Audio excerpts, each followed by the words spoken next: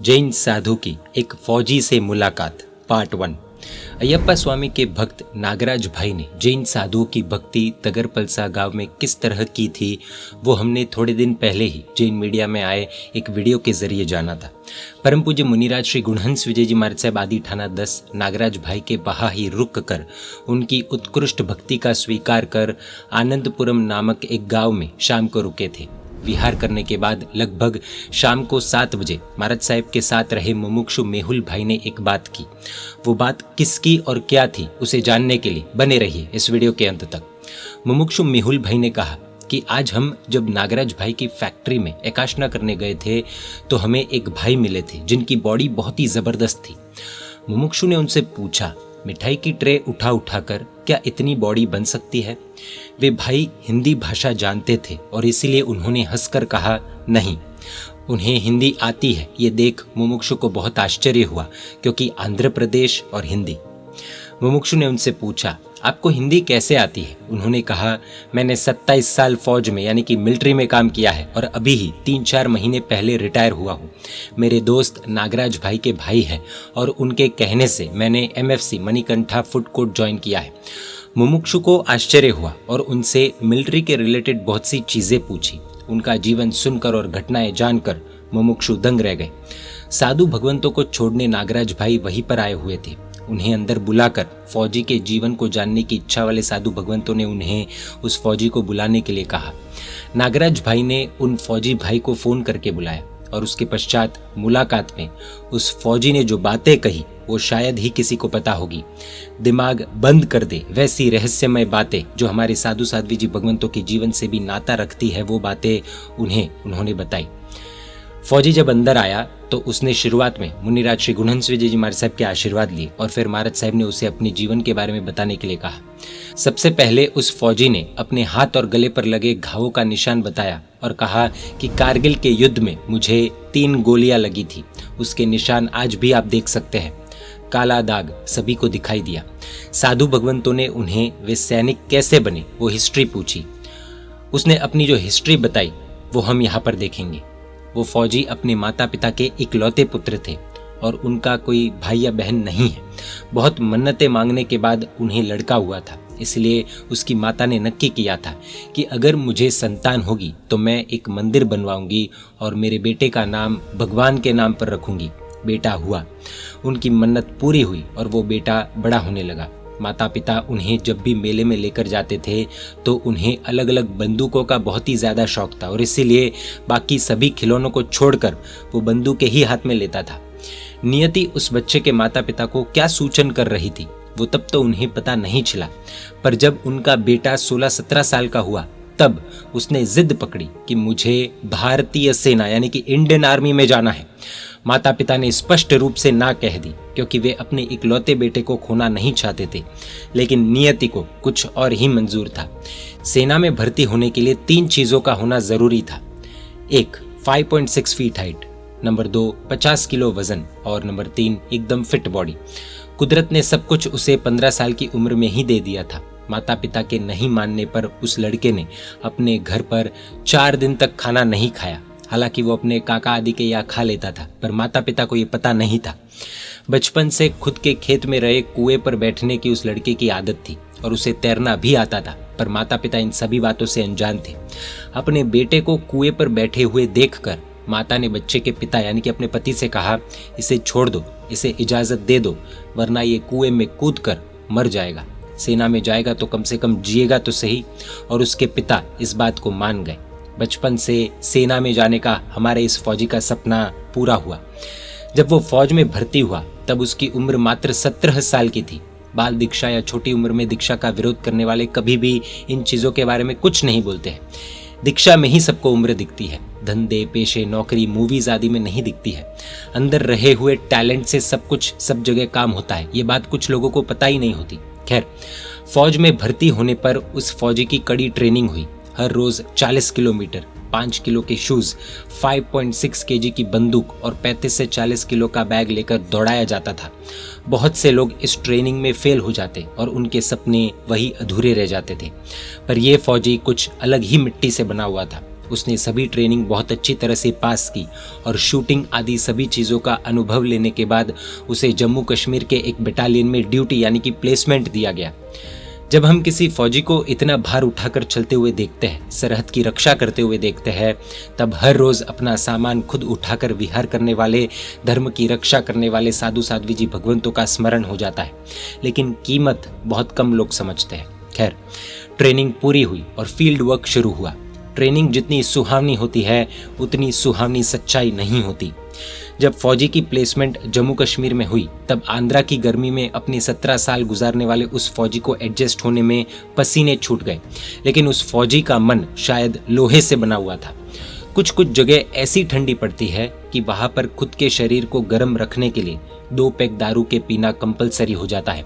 पर इस फौजी को दारू से सख्त चिढ़ थी और इस चिढ़ की जड़ उसके भूतकाल से जुड़ी हुई थी। फौजी के पिता को दारू पीने की बहुत बुरी आदत थी। दारू पीने के बाद वे गांव में घर आकर ऐसे ऐसे कांड करते कि जिसकी वजह से उनका नाम चारों ओर बदनाम हो गया था। उनको कोई भी इज्जत नहीं देता था और ये बात फौजी के दिल को बहुत चुभती थी और इसीलिए उसने समझ आते ही नक्की कर लिया था कि कुछ भी हो जाए मैं दारू नहीं पीऊंगा। अब कश्मीर की कातिलाना ठंडी से बचने के लिए उसे फोर्स करने पर भी वो दारू को नहीं छूता था। ठंडी में वहां ऐसी हालत होती थी कि जूते की लेस भी बांधनी हो तो हाथों को आग के आगे गर्म करके ही उसे बांधी जा सकती थी। इतना ही नहीं, यदि कोई भी फौजी बाथरूम गया हो और उसे पूरा प्रेशर न आने के कारण से टाइम लग गया हो तो बॉटल में लाया हुआ पानी बर्फ बन जाता था और फिर उस फौजी को अपने किसी दोस्त फौजी को कॉल करके गर्म पानी वापस मंगवाना पड़ता। इसीलिए ही फौजी पहले पूरा प्रेशर लाते और फिर ही बाथरूम में जाते। कई जगह पर ऐसी ठंडी होती थी कि अगर किसी फौजी को बताए गए सही तरीके की एक्सरसाइज को वो नहीं करके सोते तो सुबह स्लीपिंग बैग्स में उनके सभी अंग जम जाते और फिर आग के पास सेकने के बाद ही वो स्टिफनेस जाती थी। कई बार तो बर्फ फौजी के पैर भी खा लेती है जिसे फ्रॉस्ट बाइट कहा जाता है और उस फौजी का करियर वही पूरा हो जाता है। उसका पैर काला पड़ जाता है। सोच के ही रोंगटे खड़े हो जाते हैं ना, लेकिन ये सच है और इसीलिए ही सैनिकों के जीवन में अनुशासन फर्स्ट एंड मस्ट है। जैन साधु भगवंतों के जीवन में भी अनुशासन की क्या अहमियत है वो तो हम जानते ही है। फौजी ने आगे कहा कि कुछ फौजी ऐसे होते हैं जो खुद को हीरो समझते हैं और इसीलिए ही वे मिलिट्री के जो रूल्स होते हैं उन्हें फॉलो नहीं करते हैं। मिलिट्री के ऐसे रूल्स हैं कि ठंडी जगहों पर 10 कदम चलकर एक गहरी सांस लेना। जब कोई अपनी हीरोगिरी बताने के लिए बिना सांस लिए एक साथ 20 कदम चलता है तो वो वही ऑक्सीजन की कमी के कारण गिर जाता और बेहोश हो जाता। फिर उसे रूम में ले जाया जाता और ऑक्सीजन लेवल नॉर्मल होने पर ही उसे होश आता। ऐसी तो कई परीक्षाएं थी पर उन सभी के बीच भी इस फौजी ने दारू नहीं पी तो नहीं ही पी।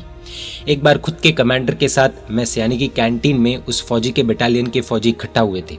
सभी साथ मिलकर ठंडी से बचने के लिए और जश्न मनाने के लिए दारू पी रहे थे। कमांडर ने फौजी को कहा, तू भी दारू पी। फौजी ने नम्र भाव से ना कह दिया, पर उस दिन तो कमांडर ने उसे 2-3 बार फोर्स किया।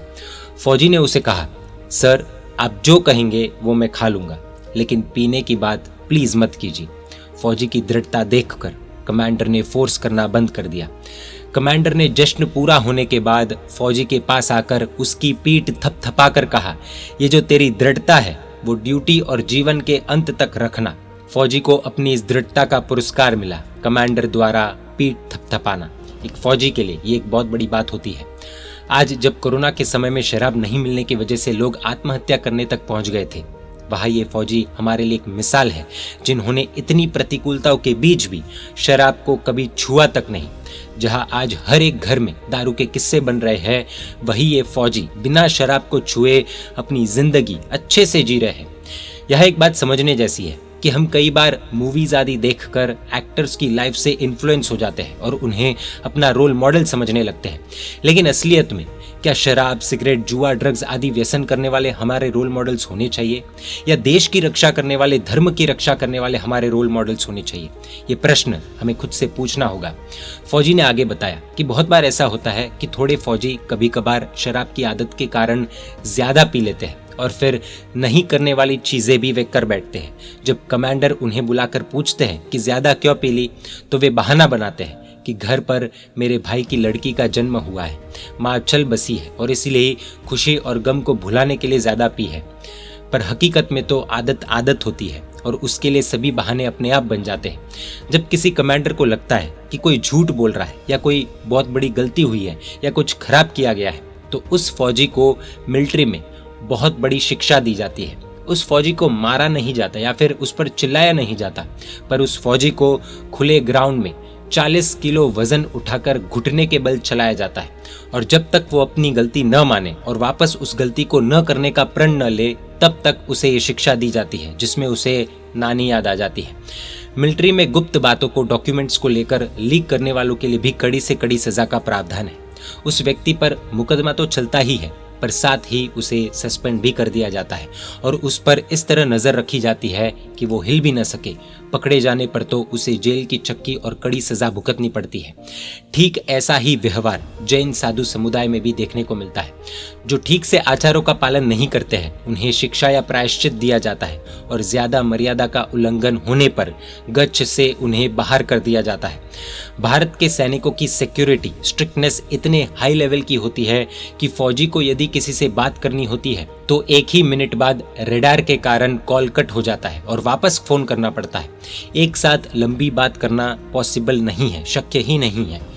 फौजी के मोबाइल में वे बहुत ही लिमिटेड चीजें ऑनलाइन देख पाते हैं। फौजी जब फौज में होते हैं तब उन्हें एक जैन साधु की तरह सोशल मीडिया लाइफ से बहुत ही ज्यादा सावधान रहना पड़ता है। जब फौजी सेना में गया था तब उसे हर एक चीज सिखाई गई थी। स्नाइपर को छोड़कर bomb, machine gun, AK-47, grenade, bomb diffusion आदि सभी चीजें एक फौजी को आनी कंपलसरी है। हर हफ्ते या महीने में 1 से 2 फौजी को चुना जाता है और उसे आगे के इलाके को देखने भेजा जाता है ताकि पीछे से पूरी बटालियन वहां आ सके। जिस व्यक्ति को चुना जाता है उसके पास ऑप्शन नहीं होता है कि वो ना कह सके या कुछ बहाना बना सके। यदि वो मना करता है तो उसे इनकार करने की सजा भुगतनी पड़ती है। हर बात में कमांडर का आदेश फाइनल होता है। उसके शब्दों के आगे या पीछे एक कदम भी रखने की छूट उस फौजी को नहीं होती है। मुझे ये नहीं आता है, ये शब्द बोलने का अवसर फौजी को नहीं दिया जाता है। जब नया इलाका देखने जाते हैं तब मरने का डर तो रहता ही है, पर जान को हाथ में लेकर आगे बढ़ना वो हर फौजी का जीवन था, है और रहेगा। जम्मू कश्मीर में तो कैंप बनाकर जंगलों में भी रहना पड़ता है। वहाँ जानवर, आतंकवादी आदि का डर तो रहता ही है, पर जो डर गया समझो वो मर गया। फौजी ने जब मिलिट्री ज्वाइन की तब उसे भगवान पर, देव पर बिल्कुल भी विश्वास नहीं था। भगवान को वो पत्थर मानता था, पर एक किस्से ने फौजी की पूरी मान्यता बदल दी। ये बात खुद फौजी ने बताई है। कश्मीर में एक पीर के समाधि स्थल पर उनकी बटालियन ने डेरा डाला था। अचानक सामने वाले देश की ओर से यानी पाकिस्तान की ओर से फायरिंग हुई और एक बड़ा बॉम्ब आकर वहां पर गिरा। सब डिफेंस की पोजीशन में आ गए और एक ग्रेनेड आकर गिरा, पर सबके आश्चर्य के बीच कुछ विस्फोट नहीं हुआ। 1 से 2 मिनट के बाद बॉम्ब डिफ्यूजल स्क्वाड वालों ने जाकर बॉम्ब की तलाश की। सब कुछ सही था, बॉम्ब एक्चुअली फूटना चाहिए था, पर वो फूटा नहीं। फौजी ने जाकर कमांडर और अपने साथियों से इसका कारण पूछा। उन्होंने कहा उस पीर के समाधि स्थान को उड़ाने के बहुत प्रयास किए गए हैं, लेकिन इस क्षेत्र की ऐसी दैवीय शक्ति है कि यहाँ छोड़ी जाने वाली गोलियां हमेशा मिस फायर होती है और यहाँ किसी भी प्रकार का बॉम्ब फूटता नहीं है।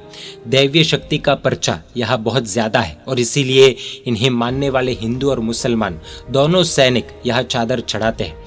जिन्होंने इन्हें बहुत माना है वे तो गुरुवार को नॉनवेज भी नहीं खाते हैं।